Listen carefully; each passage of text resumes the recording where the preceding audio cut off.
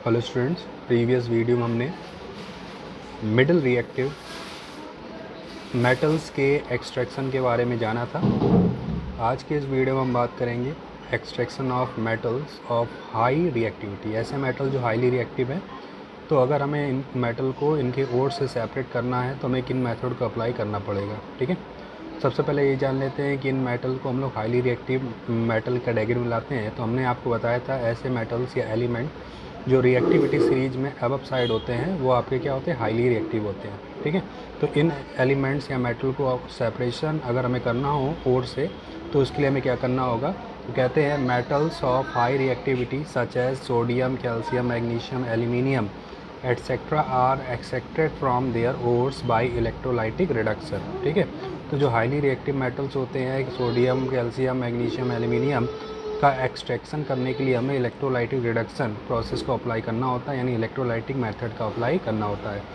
These metals cannot be reduced using carbon because carbon is less reactive than ठीक है, क्योंकि अगर हम इन मेटल को कार्बन से रिड्यूस कराना चाहें तो ये कार्बन के थ्रू हम रिड्यूस नहीं कर सकते। ठीक है, क्योंकि जो कार्बन होता है वो आपके इन मेटल से क्या होता है, लेस रिएक्टिव होता है। ठीक है, यानी कि इन मेटल को उन्हीं के थ्रू अलग किया जा सकता है जो इनसे हाईली रिएक्टिव हो, इसलिए हमें यहाँ पर इलेक्ट्रोलाइटिक मेथड का यूज़ करना पड़ता है। ठीक है, कभी भी less reactive element highly reactive element को सेपरेट नहीं कर सकता। ठीक है, तो इसके लिए हमें इलेक्ट्रोलाइटिक मेथड का अप्लाई करना पड़ेगा, जिसमें आ जाता है आपका इलेक्ट्रोलाइटिक रिडक्शन। तो क्या होता है इलेक्ट्रोलाइटिक रिडक्शन? तो कहते हैं electric current is passed through the molten state of metal ore being positively charge is deposit over the cathode. तो यहाँ पर हम लोग क्या करते हैं, एक कंटेनर लेते हैं जिसमें दो इलेक्ट्रोड लगे होते हैं, एक आपका कैथोड होता है और एक आपका एनोड होता है। एनोड जो होता है वो आपका पॉजिटिवली चार्ज इलेक्ट्रोड होता है, जबकि जो कैथोड होता है वो आपका निगेटिवली चार्ज इलेक्ट्रोड होता है।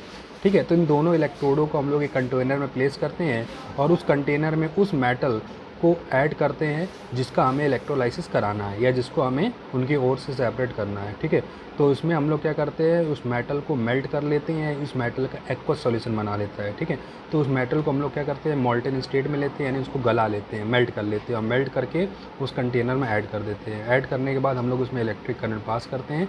इलेक्ट्रिक करंट पास करने पे जो मेटल होगा जो कि पॉजिटिवली चार्ज है, तो वो उस इलेक्ट्रोड की ओर मूव करेगा जो आपका निगेटिवली चार्ज है। ठीक है, यानी जो कैथोड होता है वो आपका निगेटिवली चार्ज इलेक्ट्रोड होता है, जिसकी ओर कौन अट्रैक्ट हो जाता है, आपका पॉजिटिवली चार्ज मेटल, और जा करके इलेक्ट्रोड पे जमा हो जाता है। ठीक है, तो इस तरह से मेटल ओर से जो आपका मेटल है वो सेपरेट हो जाता है और जो इम्प्योरिटी है वो आपका एनोड पर जमा हो जाती है, यानी कलेक्ट हो जाती है। तो इस तरह से हम लोग मेटल ओर से यानी हाईली रिएक्टिव मेटल ओर से मेटल को सेपरेट कर लेते हैं। ठीक है, यहाँ पर एग्जांपल लिया गया है जिसमें बताया गया है when electric current is passed through the molten state और a solution of the sodium chloride, sodium metal get deposit over the cathode.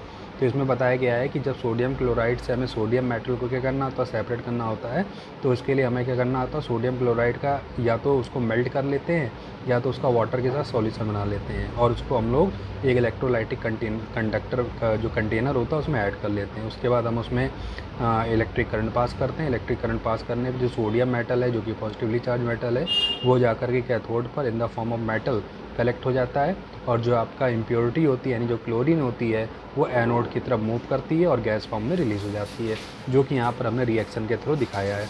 जो सोडियम मेटल है वो आपका इलेक्ट्रॉन एक्सेप्ट करता है और सोडियम मेटल में कन्वर्ट हो जाता है, और सोडियम मेटल में कन्वर्ट होकर कहाँ पर जमा हो जाता है, कैथोड पर। और जबकि जो आपका क्लोराइड आयन है वो क्या होता है, इलेक्ट्रॉन का लॉस करता है और क्लोरीन के फॉर्म में कन्वर्ट होकर गैस फॉर्म में रिलीज़ हो जाता है, इस पर एनोड पर। ठीक है, और ओवरऑल हम समझे रिएक्शन को, तो हमें क्या लेते हैं, NaCl लेते हैं, उसका एक्वस सॉल्यूशन बना देते हैं। एक्वस सॉल्यूशन बनाने के बाद उसमें क्या करते हैं, इलेक्ट्रिक करंट पास करते हैं, जिससे हमें कैथोड पर सोडियम मेटल मिल जाता है और इलेक्ट्रोड पे एनोड पे हमें क्या मिल जाता है, क्लोरीन गैस। ठीक है, तो metal obtained from the process of electrolytic reduction are pure in form. ठीक, तो इलेक्ट्रोलाइटिक रिडक्शन से जो हमें मेटल मिलता है वो हमें प्योर फॉर्म में मिलता है, यानी इन मेटल को हमें प्योरीफाई करने की ज़रूरत नहीं होती, ये ऑलरेडी प्योरीफायर होते हैं। ठीक है, यहाँ पर हमने इस